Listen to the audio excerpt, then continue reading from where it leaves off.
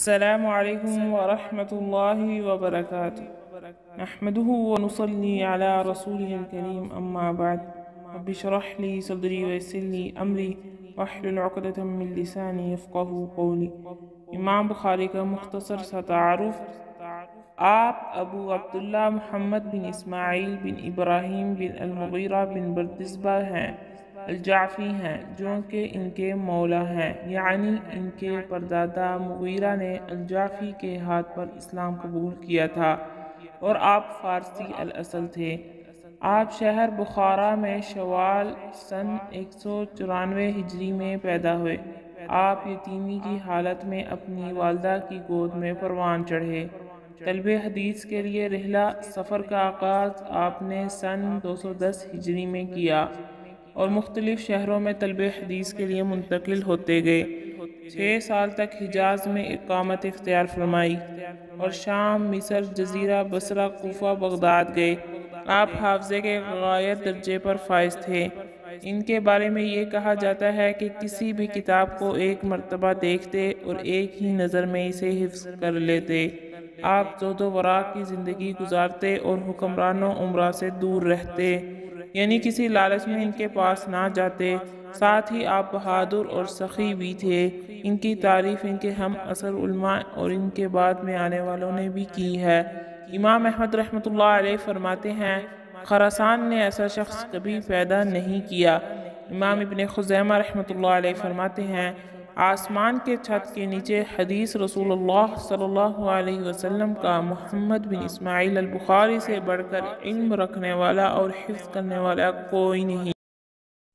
فقہ میں بھی مجتہد تھے اور حدیث سے مسائل کا استنباط کرنے میں آپ کی عجیب بریک بینی تھی۔ اس بات پر گواہ ان کے وہ تراجم باندھے گئے باب ہیں جو انہوں نے اپنی صحیح بخاری میں قائم کیے ہیں۔ آپ رحمۃ اللہ علیہ کی وفات 13 دن کم 62 سال کی عمر میں عید الفطر کی رات سن 256 ہجری میں خرطنگ کے مقام پر ہوئی، جو کہ سمرقند سے 2 فرسخ کے فاصلے پر ایک علاقہ ہے، اور اپنی تالیفات میں آپ نے بہت سا علمی ذخیرہ چھوڑا ہے۔ اللہ تعالیٰ آپ پر رحم فرمائے اور مسلمانوں کی طرف سے انہیں جزائے خیر عطا فرمائے۔ کتاب صحیح بخاری کا تعارف۔ اس کتاب کا نام مؤلف نے الجامع الصحیح رکھا ہے اور 6 لاکھ احادیث میں سے چن کر اس مجموعے کو تیار فرمایا۔ آپ رحمۃ اللہ علیہ نے اس کی تنقیح و تہذیب میں بہت محنت و مشقت فرمائی اور ان کی صحت کا بار بار اچھی طرح سے جائزہ لیا، یہاں تک کہ کوئی بھی حدیث اس وقت تک اس میں نہ لکھتے جب تک غسل کر کے 2 رکعات نہ پڑھتے۔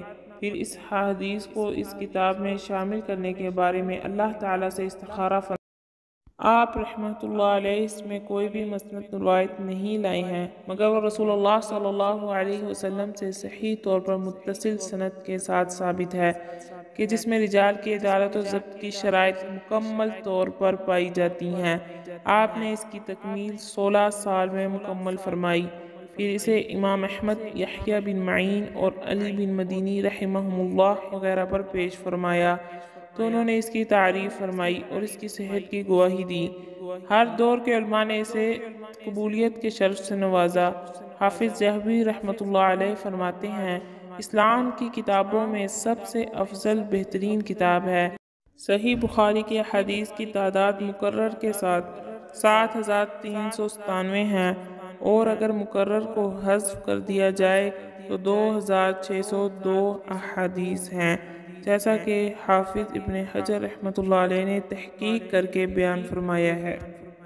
امام بخاری رحمۃ اللہ علیہ کی ثقاہت کے متعلق علامہ جلونی رحمۃ اللہ علیہ نے ایک عجیب واقعہ نقل کیا ہے کہ ایک مرتبہ آپ سمندر کا سفر کر رہے تھے اور آپ کے پاس 1000 اشرفیاں تھیں۔ ایک رفیق کے سفر نے عقیدت مندانہ راہ و رسم بڑھا کر اپنا اعتماد قائم کر لیا۔ حضرت امام بخاری نے اپنی اشرفیوں کی اطلاع اسے دے دی۔ ایک روز آپ کا یہ رفیق سفر سو کر اٹھا تو اس نے بآواز بلند رونا شروع کر دیا اور کہنے لگا کہ میری 1000 اشرفیاں گم ہیں۔ چنانچہ تمام مسافروں کی تلاشی شروع ہوئی۔ حضرت امام نے یہ دیکھ کر کہ اشرفیاں میرے پاس ہیں اور وہ 1000 ہیں، تلاشی میں ضرور مجھ پر چوری کا الزام لگایا جائے گا، اور یہی اس کا مقصد تھا۔ امام نے یہ دیکھ کر وہ تھیلی سمندر کے حوالے کر دی۔ امام کی بھی تلاشی لی گئی، مگر وہ اشرفیاں ہاتھ نہ آئیں، اور جہاز والوں نے خود اسی مکار رفیق کو ملامت کی۔ سفر ختم ہونے پر اس نے حضرت امام سے اشرفیوں کے بارے میں دریافت کی۔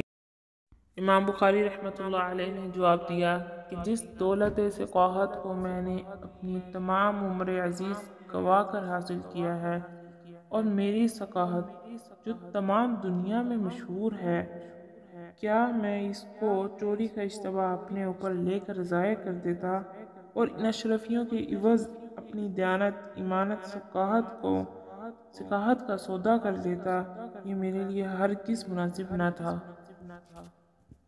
امام بخاری رحمۃ اللہ علیہ بے پناہ قوت حافظہ کے مالک تھے۔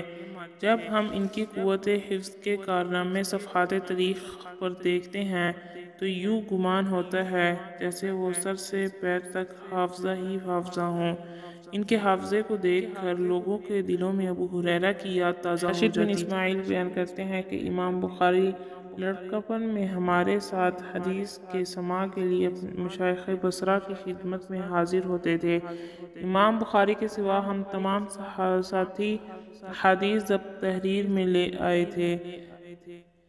16 دن گزر جانے کے بعد ایک روز ہمیں خیال آیا اور ہم نے بخاری کو ملامت کی اور کہا کہ تم نے احادیث ضبط نہ کر کے اتنے دنوں کی محنت ضائع کر دی ہے۔ امام بخاری نے ہم سے کہا اچھا تم اپنے ضبط شدہ نوٹ لے آؤ۔ ہم اپنے نوٹ لے کر آئے اور امام بخاری نے سلسلہ دار احادیث سنانی شروع کر دیں، یہاں تک کہ انہوں نے 15,000 سے زیادہ احادیث بیان کر ڈالیں، اور یہ سن کر ہمیں یوں گمان ہوتا تھا کہ گویا یہ روایت ہمیں امام بخاری نے لکھوائی ہیں۔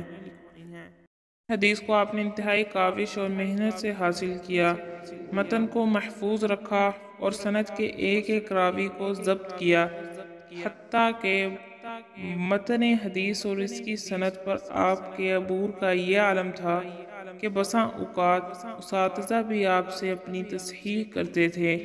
ایک مرتبہ آپ کے استاد داخلی نے حدیث بیان کرتے ہوئے کہا حدثنا سفیان عن ابی زبیر عن ابراہیم۔ آپ نے فرمایا ابو زبیر نہیں، زبیر بن عدی ہے۔ استاد حیران رہ گئے اور انہوں نے بڑی مجلس میں امام بخاری کی تحسین کی۔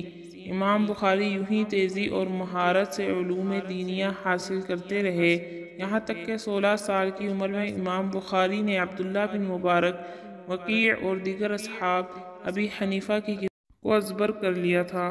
امام بخاری رحمۃ اللہ علیہ کا مختصر سا تعارف۔ السلام علیکم ورحمۃ اللہ وبرکاتہ۔